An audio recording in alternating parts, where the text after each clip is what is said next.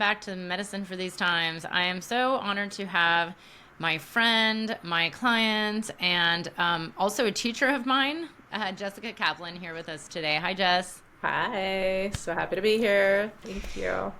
Yes, here we are. Yeah, it's funny. I forgot you're also one of my teachers too. So Jessica is a vocal embodiment coach, singer, and sound practitioner who works with voice and sound as portals for embodiment, transformation, and connection. Known for her voice-infused soundscapes and open-hearted approach to embodying the voice called sonic embodiment, Jessica leads immersive workshops, retreats, trainings, and one-on-one mentorships in the art of therapeutic voice and sound. She's a graduate of the Open Center Sound and Music Institute and Grammy Award-nominated artist Sylvia Nakash's Yoga of the Voice certificate. She's passionate about helping people remember the voice that they're born with. She's a longtime yoga teacher and mover, lover of ceremonial work, and draws inspiration from the earth, indigenous traditions, and her own Jewish roots. She lives right near me in the Hudson Valley with her amazing family and a new puppy and a kitty, and is currently working on an album of her own medicine songs. And her song, Call Me Home, is available on all listening platforms under, Spotify, under her alias Jessiconia, as in Sonica. I know, I was like, wait, I know your name, but what's this? Jessiconia. Her work has been covered in the New York Times, The Observer, Vogue, and on CBS News. This is awesome. Let's get into it. I've known Jess since I think we first met in, I think it was 2016. Oh, yeah. In New York City when you were the sound healer at an event I ran with East Forest. And here we are, we're neighbors, we're friends. You're one of my clients, and I've done your sonic embodiment program. Amazing, such a portal.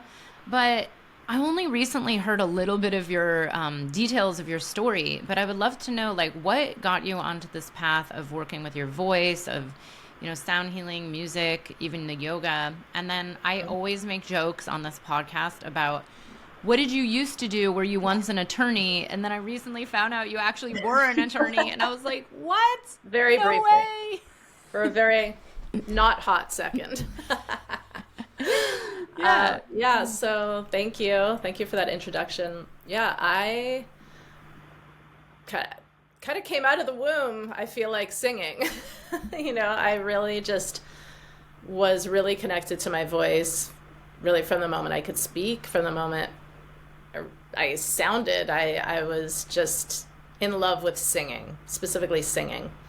And that got me into performance at a really young age. I think my first play was at age 4. So it just continued from there. I was really involved in musical theater. I studied acting. I studied theater. I eventually went on to study singing and the voice, and that kind of took me through quite a long time. I studied theater in college, and I love to sing. And then let's fast forward to my 20s. I was actually living in Hong Kong, which is a whole other story in another life for another podcast. And I got really into yoga there. First, I think I was drawn just to the physical practice. I love to move my body, and that was a practice that I just really connected with. It also gave me community, which I really needed at that time in Hong Kong, living as an expat. So it provided that space, that sangha, as we say in yoga, community. And I became a yoga teacher, which was so far from anything I imagined at that time, because this is back in 2000 and I'm not sure, 2005, 2006.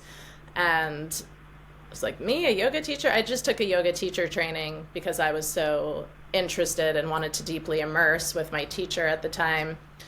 And I turned out being asked to teach at that same yoga studio as soon as I graduated. So that got me onto a whole being immersed in yoga, and becoming a teacher got me just exploring my spirituality for the first time in a way that was separate from, I grew up in a Jewish Jewish community, Jewish household, not super, super observant, but observant of holidays, and definitely with a strong Jewish identity.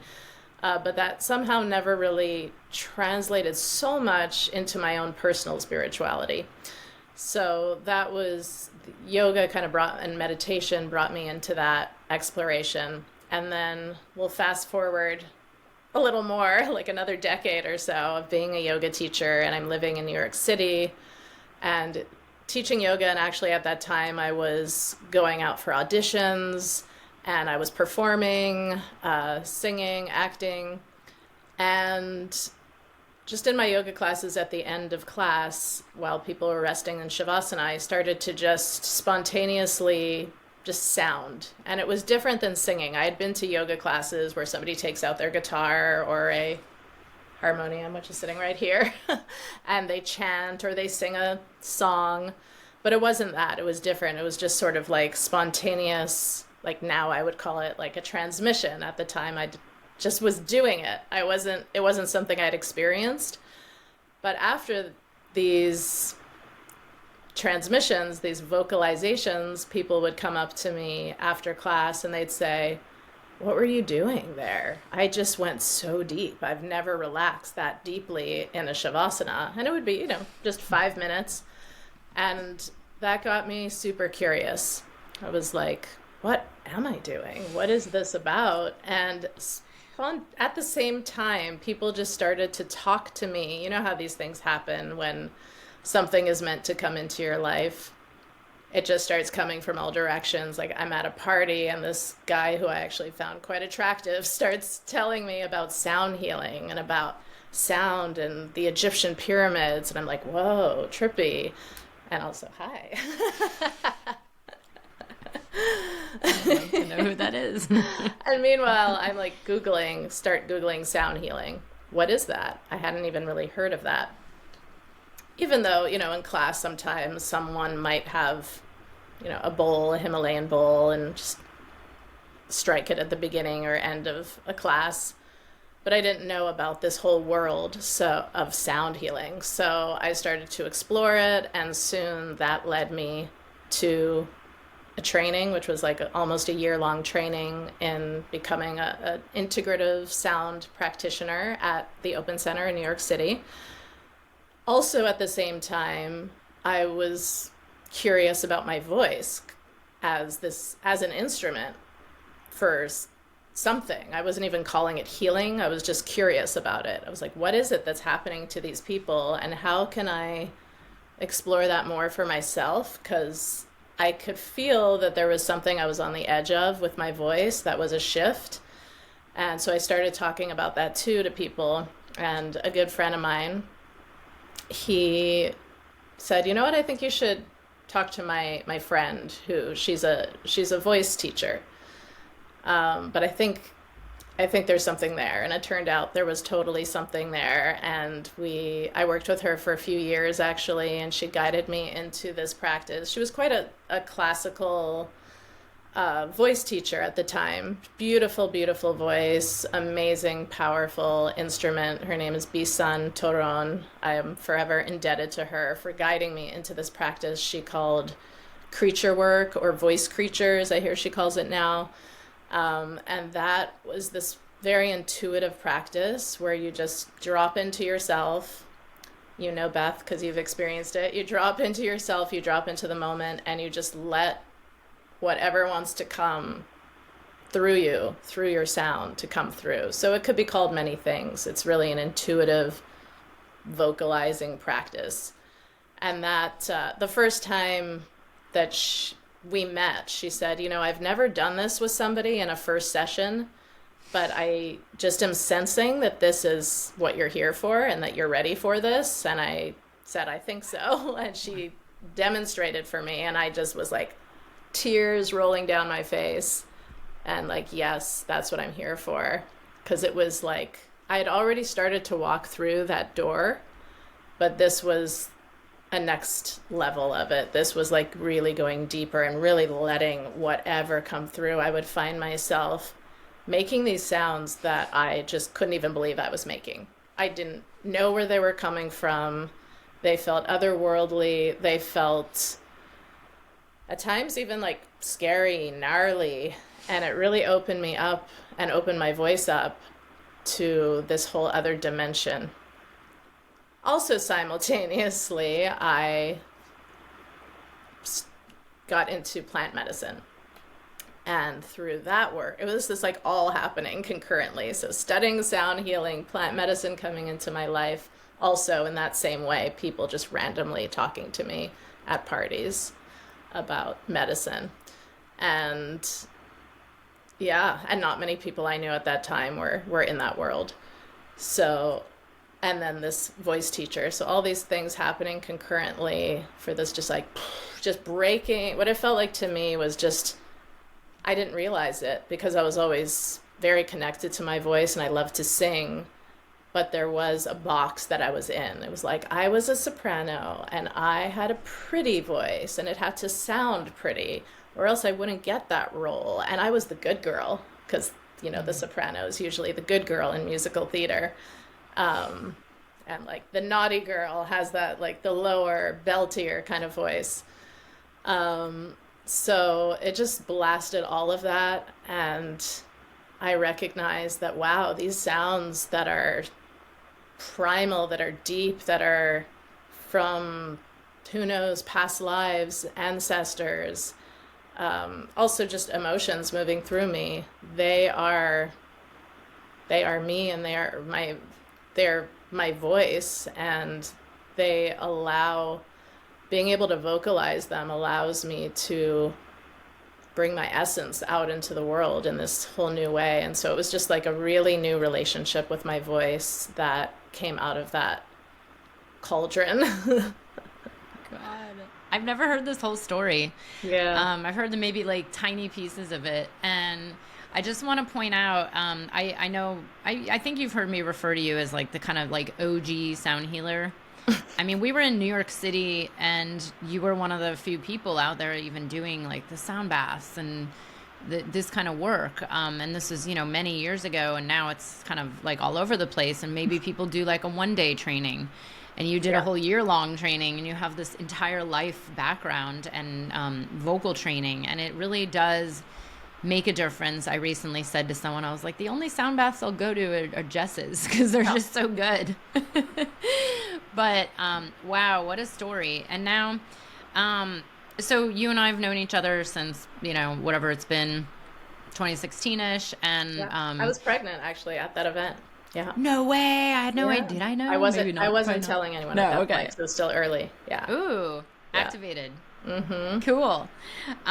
So yeah, and then last year you decided, so I will disclose this, I took Jess's sonic embodiment program. Oh my God.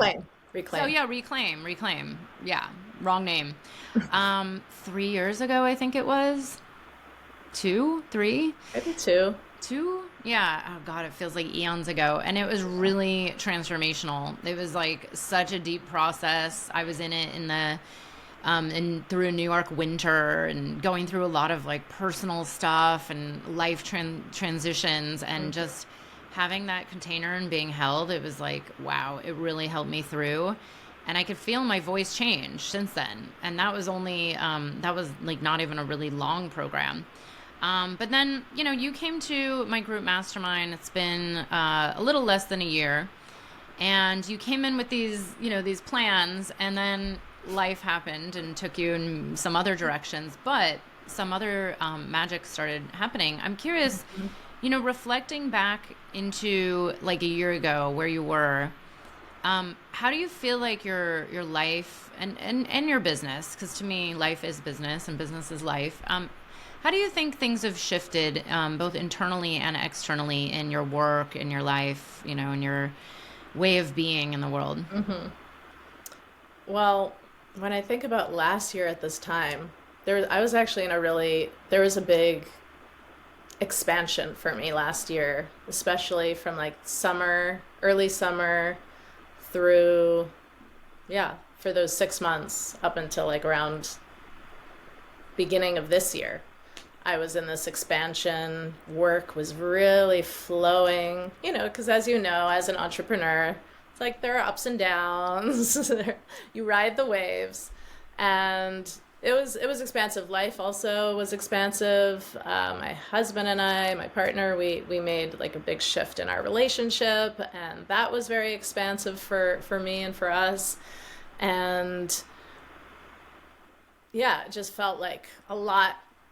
There were windfalls, like making a lot more for certain things than I was expecting. Like it was expansive career-wise, financially, energetically, emotionally.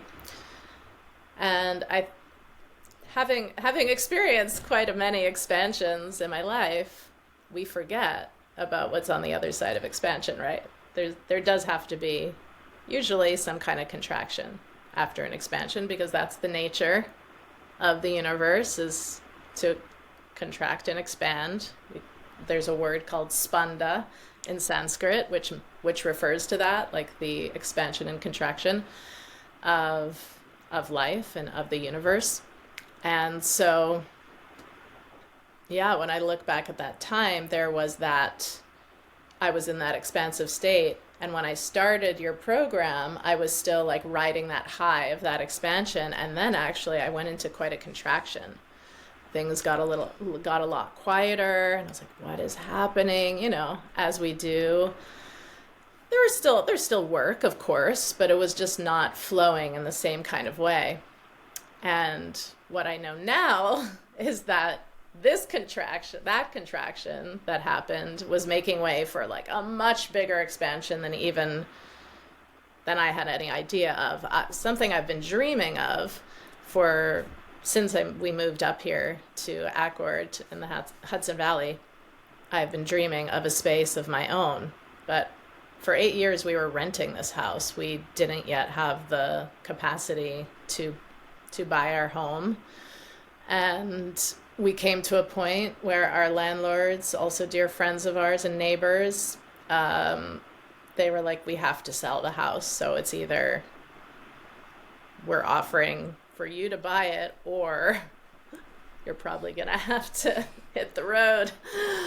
So it was a big moment, a big decision. And we decided in March to go forward and to, purchase this house with 10 acres, beautiful land that we feel extremely connected to. Spent so much time here, over COVID. It was like we were just on the land, especially during that time, like every day, all day we were outside. And this is the land, this is the home where my child was born, in our living room, where we've spent all these really formative times together. So we acquired this home, this land, and then kind of in a wild and chaotic way, this summer we were making some changes outside. Our house is really in the forest, and we needed to take down some trees, which was challenging. But out of that challenge and that pain, for me, it was really hard for me to be responsible for taking trees down. But what happened is an area of land kind of opened up, and we said, what are we going to do with this area of land? And I said, could we put a yurt there? And this has been my dream, to have particularly a circular space for my work, for my sound work, my voice work, for my healing work, everything that I do. And somehow we were able to manifest the funds, and and you were here just a few weeks ago for a really beautiful foundation setting ritual that we did together. That was so awesome. And there are trucks on the land right now. Luckily they took a lunch break because it's quieted down, but like a few minutes ago there was a lot of noise because they are literally doing the foundation.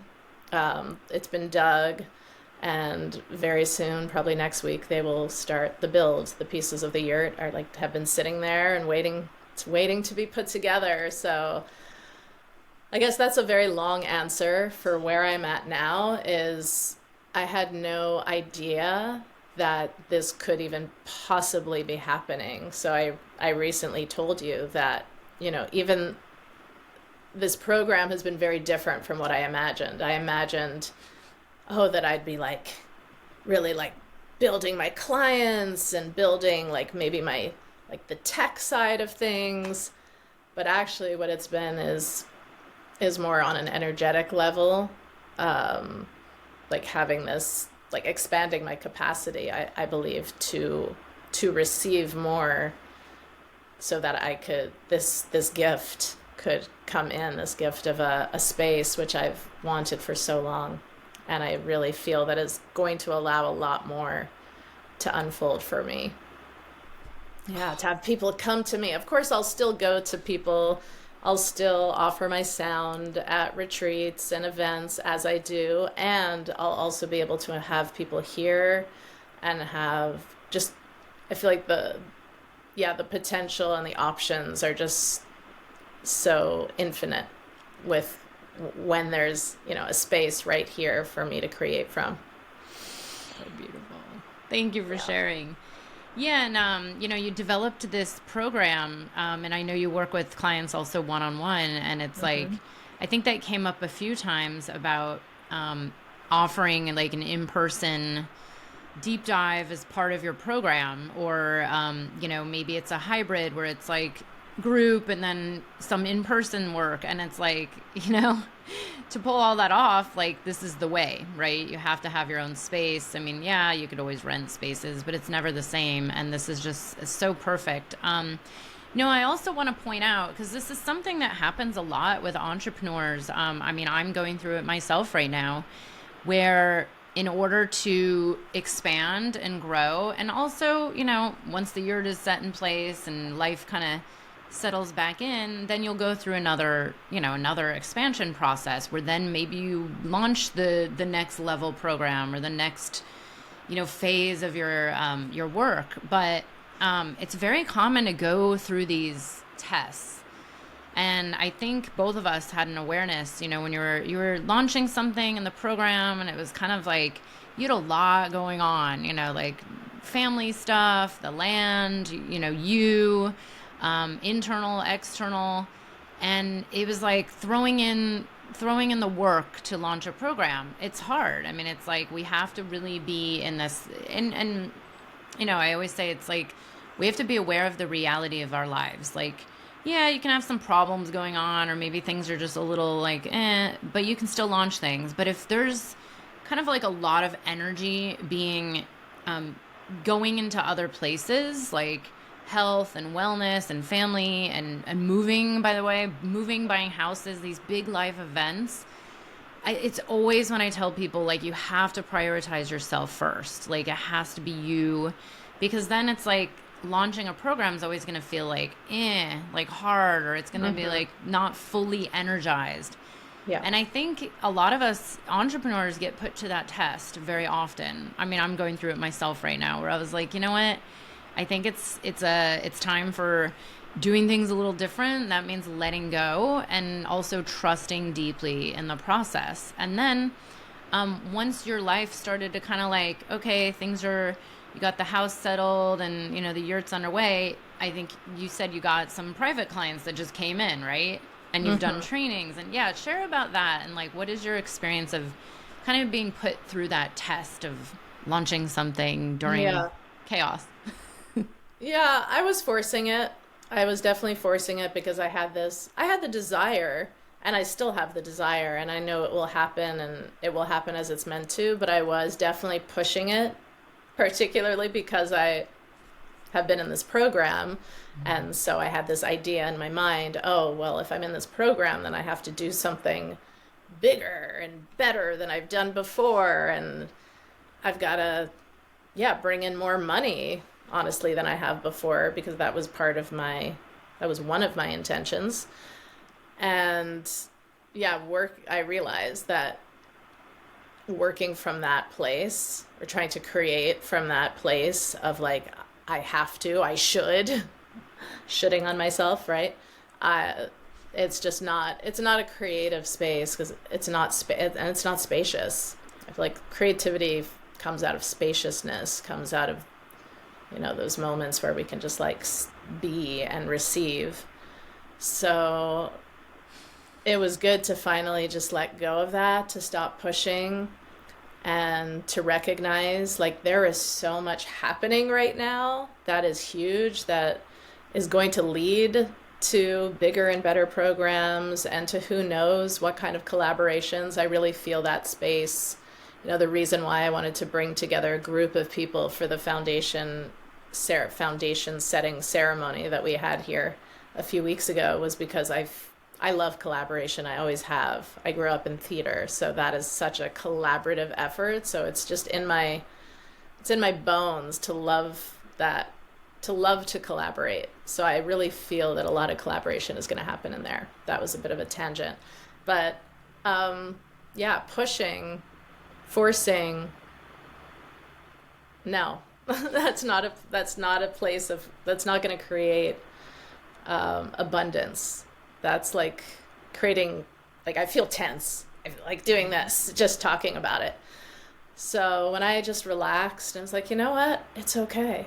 I don't have to push right now. Things are coming to me, actually, that I couldn't have imagined at the beginning of this year. We didn't own our house at the beginning of this year. We weren't even really, we were in the conversation, but we weren't even certain. And so all of this happened very quickly. And it feels really important to honor the energy, right, of like what is actually happening right now. And when we do, then things just start to flow, right? Yeah. And there was a moment where after, what felt like this stuckness that I was in, once I relaxed and was like, you know what, it's okay. It's okay if I'm not busy. I also have that, even though I no longer live in Manhattan, I still have that kind of ingrained in my being. It's like, there's also part of me that loves to be busy. I am a manifesting generator. It's like, I've always been someone who does a lot, who can be kind of what others might think is spread thin, but feels really natural and good to me to do a lot, to have my hands in a lot of different things. I've done so many different things in the course of my life. And I think this time asked me, because I'm a mama, I maintain our home. There's a lot that I do just day to day, and to like let go of that need to do and be busy. I feel like more started to come my way. It was like this moment that just, and things still are a little quieter than they were maybe last year at this time. And it's okay, because I know it's coming. Right now, I don't have a physical space for myself and for my work. So it's like, it's kind of perfect for this time of year where we're like going inward and germinating. And then it's going to be this like big expansion in the spring, when the space, I'm envisioning that it will be complete, hopefully like by spring, by the actual spring equinox. Beautiful. Thank you for sharing. And it's funny because I'm sitting here when you were sharing about, the energy of like the tension and the pushing, and then it's really not creative. And it's funny because I was like, wow, I wonder how much of this is your own medicine, that comes up in the work you do with your clients. When I was in Reclaim, I mean, it's hard. It's hard for me to be in, or it's probably hard for a lot of us, right, to be in these voice programs or doing vocal work, which I've done for so many years, but it's so scary. And it's like, well, really, the work you do is about that. It's about relaxing into it, allowing the expression to come through. And I'm wondering, I really sometimes feel like everything is a mirror, and I'm wondering, how does this mirror your clients and what they go through? Because I know what I was going through, and I know you've mentioned, women who feel like that tension, the stuckness in their voice, or their power, their own personal power. How does the voice help this energy? Like, what have you noticed over the years working with people and their voice?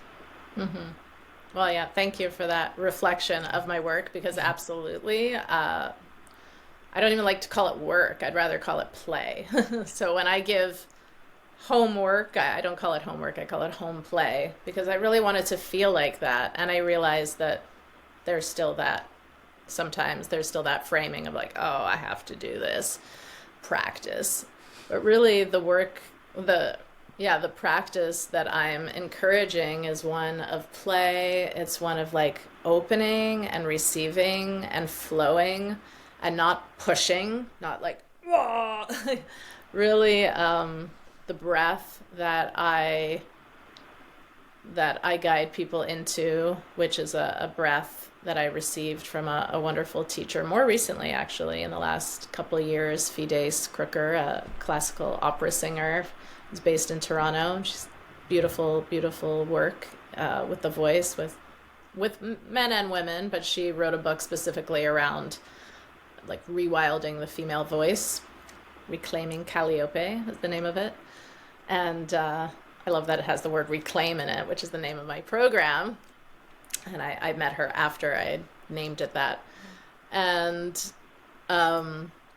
yeah, so it really is. It's like the yawn. You know how I love the yawn and the opening and the softening. And it's really, yeah, I don't call it necessarily a feminine embodiment practice. It's kind of, that's such a buzzword in certain worlds, as you know, but it really is. It really is. There are many women who come to me and they specifically say that they're looking to drop more into their feminine, that they have, like, actually, the two clients I'm thinking of right now that I'm going to be seeing tomorrow, they both came to me with that desire to, like, you know, stop pushing, stop being in that doing, and softening into their feminine energy. And that's what I like to guide women. I have worked with men.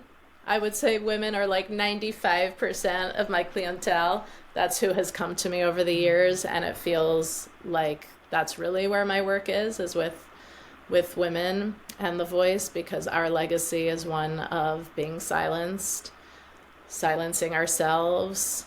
So much talk, you know, I've talked to so many women about the voice over the last 10 years, and often there are tears, just even beginning to talk about that feeling of stuckness. And I understand, even though I was really connected with my singing voice, I was pretty shy as a kid. And if I had to get up in front of my class when I was younger, I was pretty nervous. I was pretty scared. I could get up in front of hundreds, even thousands of people and sing and do anything. But when it came to just being me in, you know, no costume, no mask, no character to hide behind, I would be quite nervous. And public speaking is one of the that's the most common phobia, I believe, out there.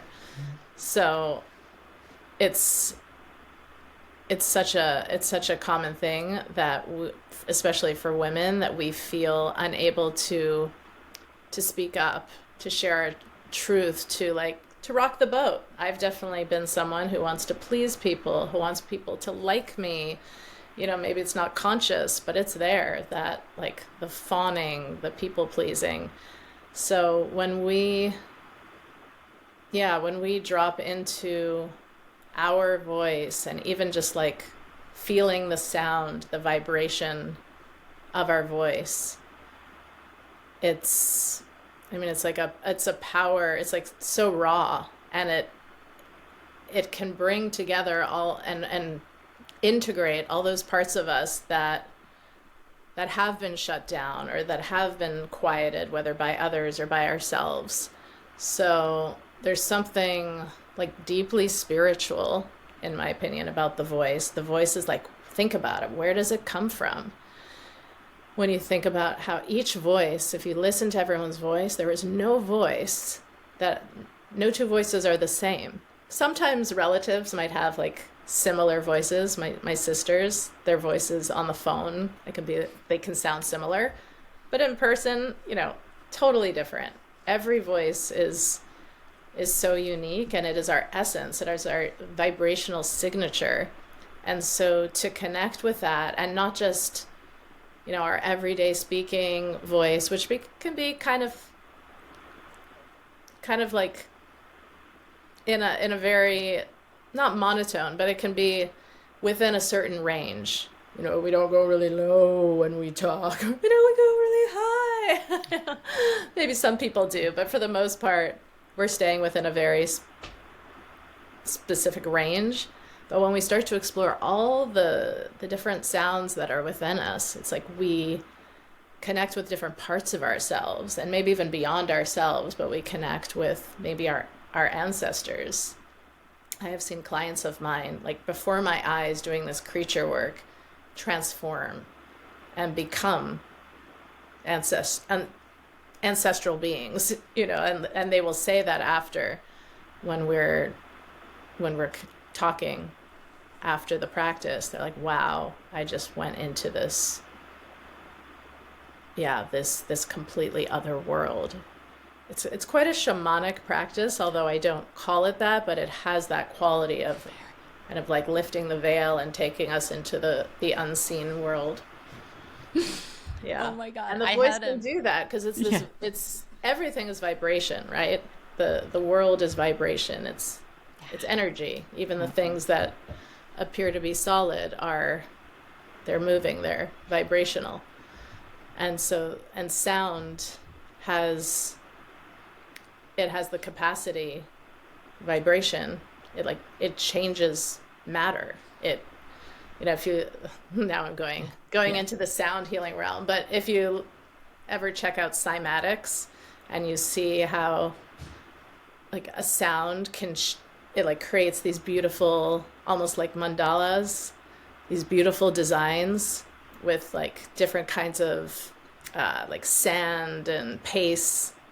Google cymatics, whoever's listening, and check it out. And it shows you how sound affects physical matter. And if you think about what our voice can do within us, and how it can really like change ourselves and transform us from the inside. We don't even have to go to a sound bath. We could just sound ourselves, like we are the instrument. So I feel like I just went, woo! No, I love it. All over. No, I love it, because I was gonna share that when I was in Reclaim, I had this like massive ancestral, I don't know what to call it, like activation portal that was probably sparked off one of the most profound and hardest like healing journeys of my life. I mean, I do believe that portal that opened, and I actually got COVID during it, and that was like really that. But it was amazing. It was so deep. It was like very hard, but that's where like between the sound and the voice and like the prayers and the ancestors and then COVID and the COVID, there was so much, and it was like a very psychedelic experience, very much. And it's always kind of mystified me that every time I've done deeper vocal work, or even just kept up my chanting practice, or even just regular singing, it's like I always feel better. I'm always happier. I feel higher vibration. Like my reality starts to shift. I had started doing voice work, and then my whole business shifted. And I tell so many people to do vocal work, like just do the voice, especially, for us entrepreneurs that are solopreneurs, that are putting ourselves out there on the internet. Where you are your business, as a coach or a healer or a facilitator or a therapist, it's like it's you. So, if there's these energetic blocks in the body and the energy system, and then you start to do some of this, intuitive vocal work with Jess, it's like your reality starts to shift. And I'm wondering, because I've never really known the explanation other than I just think it's a vibration thing. But how do you see your clients shift when they come to work with you? Like they come in one way and then they leave a few months later, or 6 months later. Like what tends to happen the most for people? I think there's a pretty wide spectrum. There are the women who one person specifically comes to mind where she really just always believed, because what she had been told as a child, like she really believed it was better to be quiet. She took that on. Someone had told her that probably over and over in her family, like, be quiet. It's better for children to be quiet. So she took that on, and through working with me through Reclaim, and I believe we did some sessions, some one-on-one sessions in addition to Reclaim, she just found herself sounding all like through her day, like letting her voice out. And she said it was so liberating to feel her voice and let her voice just out in the world. And like, yeah, to me, the way I think about that is it's like the voice is our soul, it's our essence. So it's like our essence, our soul can move out into the air around us, into the atmosphere. So that's one example. And she has sent me messages, I think it was like maybe a year ago. Like, I love receiving these messages where, someone who I haven't worked with for years reaches out and says, I just want to tell you how grateful I am that, I have a daily sounding practice now. And this is someone who thought she should just shut up, like that's touches my heart so much. I actually just bumped into someone last weekend at a movie theater, someone I didn't even recognize, because she had been in my sound bath, my first sound baths, like back like 10 years ago at Pure Yoga in New York City. And she said that she and her husband, like that was the most special thing that they've ever done together, was coming to my sound baths, and that they still do the sounding exercises, because I always incorporate toning, sounding, vocalizing, usually in my sound bath experiences. And she said, like, we still do that together, and it's sometimes like serious, and it's sometimes really playful and silly, but we still, like, it's really stayed with us. And I was like, oh, that's amazing. And then there's like really massive transformations. Like another person I'm thinking of who, she came to me just really wanting to sing and believing that she could not sing. Once again, her mother told her at, I think it was age 3, that she sounded like a dying, I forget what the animal was, but like a cow or something. She sang her a song, and she said it was like a dying animal. And she may have even been joking, but she took that to heart, and she did not sing. She believed she could not sing. And now this woman is leading ceremonies, and this is what she does. I see her on Instagram, and she's playing her charango and singing. She's playing musical instruments now, and she really credits my program Reclaim for that. She sends me so many people. And so, yeah, there are many levels of it, but I think the thing, like my prayer and my hope and desire for the women that I work with is that, regardless of what it looks like outwardly, that it's an acceptance and a love of their voice and of their expression, whatever it may be, however it turns out manifesting. Maybe it's just that every day they just let out sounds like, ugh, as they're moving through their day. Or maybe they're performing, or maybe they're just sharing a song with their loved ones and they feel good about it. And it brings love, to those that they love. I think there's so many manifestations of it, but ultimately it's about the relationship with one's voice, and that it shifts into a place of acceptance and ultimately love. Because so many women do not love their voice. So many people, yeah. I know. So many people, not just women. Well, yeah, and women especially. I mean, I think it's a very deep process for us. Even just societally, it's like, because I don't remember being shut down by anybody in particular, but I remember as a kid, I used to make up songs. I used to sing out loud. I'd sing in a choir. I sang at church. And never had an issue with my voice until suddenly I had an issue with my voice. And I don't remember what happened, and I'm sure a lot of people listening have had that same experience. It's like our natural tendencies as children, I was making up just goofy songs about Lord knows what. And there was never a question. And then all of a sudden it just stopped. And then, as I got older, it was like, no, I don't sing. I can't sing.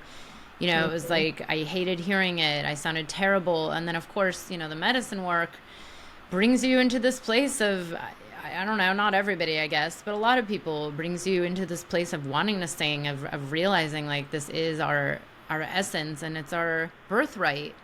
And you don't have to sound good, whatever that means, because that's all just, some people might think Bob Dylan sounds terrible, and maybe he actually does, right? Like, so on some level, it's like, who's to say what's good or bad? Yeah, but for me, it's more about that. Like, I'll always say, like, let's let go of like, how does it sound? Because people will often say, like, how did that sound? Does it sound good? So how does it feel? That's what I want to know, because how it feels is how really it's going to be received. So sometimes we hear a voice and it may not be, perfectly trained. It may not be what is perfect, but it may be grovelly or like have, a texture that isn't smooth or whatever it is. It may even be like, if you've ever like sung and cried at the same time, that is a beautiful experience. And you will bring people to tears that way, because there's a resonance there. And so for me, a lot of my exploration with my clients and my programs is like, let's experience the resonance of our voice. What is that? And that is what like moves out. Like the resonance is what moves out and literally touches somebody and affects them. And maybe brings them to tears or reminds them of a memory of a loved one or something that opens their heart.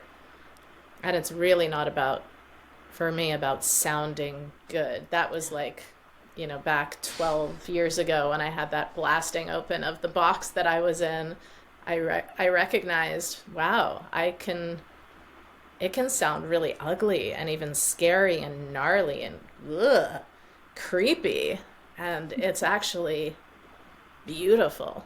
That's beautiful because it's authentic. Wow. I mean, when I think about like the medicine we need for these times, I mean, I've said, and I do believe it's going to continue to grow, that this voice work is it. It's like, I mean, I have been incorporating it into my own work. I've assigned it to clients. I'm like, just do something, like sing, anything. On your own, no one has to hear it, and so you can just do it and play. And we see all the time that people have shifts every time they do this kind of work. And I really do believe that this is going to be growing so much more, because it's what our world needs, and like you said, it's how it feels, not how it sounds. I know I personally always go into that, like, how did that sound? But then I'm like, you know what? It felt good to me, and I don't care. I actually just don't care how it sounds, because I know it's like I'm singing because it comes through me, or it's like, it just feels like it's alive. And it honestly, I tell people constantly that it feels like I'm getting an internal massage, which probably I am, right? My vagus nerve, right? Absolutely. Yeah. But that's it. It's like, it feels good. So, and I also want to remind people that we still have 2 more years left of Uranus and Taurus, which is all about this kind of work, like embodiment work. This is why, you said the buzzword of like feminine embodiment. It's so buzzy, but it's because people are realizing like how out of balance we've been, especially like you and I have similar backgrounds. It's like living in New York, we were working these careers, and like that kind of lifestyle of just being busy. I'm also a manifesting generator.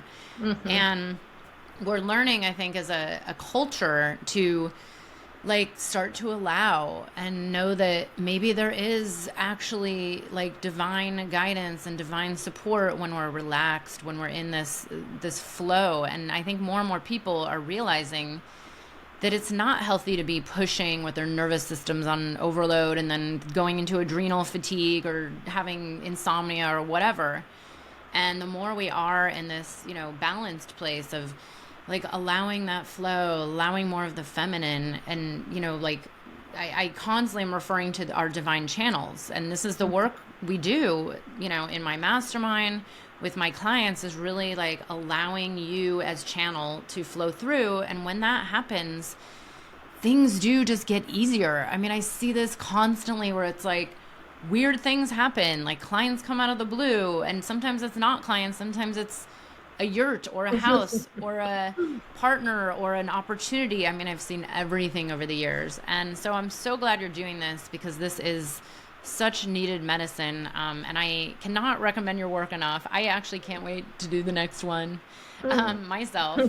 So, you know, if you could share a little bit about where people can find you, what you have offered now, and then what you have maybe coming up in the next 6 to 12 months, like what are your, and don't worry, you don't have to have everything planned, but what are your plans for the year? Well, you can find me on jessicakaplan.com. That's Kaplan with a C. And you can find more about, you know, events that are happening. Coming up, I have a retreat, if you're interested. So I teach, in addition to guiding women and men in sonic embodiment and experiencing ourselves as the sound beings that we are. So that's the vocal work, but it also includes movement and breath, of course, and lots of play and improvisation. So that's the voice work. And in addition to that, I also teach and train people in sound work. So learning how to work with sound as this powerful modality for healing, for transformation, for self-connection, for community. So the upcoming thing I have there is in February, I'm heading to Mazunte, to a retreat center called El Triangulo. It's actually the Maha Rose, if you know Maha Rose, that's based in Brooklyn. It's the kind of Mexico outpost it's their retreat center in Mexico. We did the same thing last year. That's a collaboration, a co-facilitation with another really amazing sound person, music therapist, incredibly talented musician, Katie Down. So we do that together. So that'll be happening. I have another part in-person training that'll be happening in April through a yoga school that I teach for, Prema Yoga. She's actually made sound therapy part of her required curriculum for a therapeutic yoga teacher training. And then once my yurt opens, just right over there in the spring, I'm going to be offering a lot of in-person events. I also intend to launch Reclaim. I don't know the dates yet. Stay tuned, but that will be happening. I have some recording projects also, that are in the works. So I'll just say that. I will be releasing a song soon, probably within the next month. Ooh. And that's a song that is like my anthem for all voices. It's called Fill My Lungs. Oh, yeah. Beautiful. I can't wait. Yay. What a surprise. I love it. Aw. Yeah. And then I work one-on-one with clients as well. And like I said, my group program, Reclaim, I'm going to be launching an expanded version of that called Reclaim Amplified, which will be a longer version, which will really allow for the slow unfolding that I feel is necessary for the voice. You know, it's like healing. It doesn't happen in a snap. Sometimes it does. So there are those moments where you just have that quantum leap. But the voice really, it needs time. We need to feel safe. I also bring a lot of somatic work into my work with the voice. I've been studying somatic experiencing over the last few years. So that comes in. So we want to have like a really nourished nervous system. And the voice, working with the voice, can help us to nourish our nervous system. Because like you said, we're toning the vagus nerve when we sound, when we sing, when we tone. So it's so good for us physically, mentally, emotionally, spiritually, all the ways. Oh. Well, we'll have all your links right here in the show notes so everybody can follow you, get on your email list, reach out to you. I cannot recommend your work enough, and also your retreats, events. I'm like, oh, Mazunte, that sounds really nice. Yeah, it's called Sound School. Oh, yes, yes. Beautiful. Thank you so much for coming on, and thank you for sharing your medicine in the world. This is so important, and I really believe in this work more than most. I mean, I always say like the top 3 modalities, this is one of them that I've done. It's like been very life-changing, and I really feel like it's my own, I call it like my antidepressant. Anytime I'm feeling kind of down, it's like, just sing or chant, even if it's like, okay, you got to do it even if you don't want to, and you immediately feel better. So thank you so much for teaching this and bringing this to the world. I can't wait to see what's next. Thank you so much. Thank you for having me, Beth.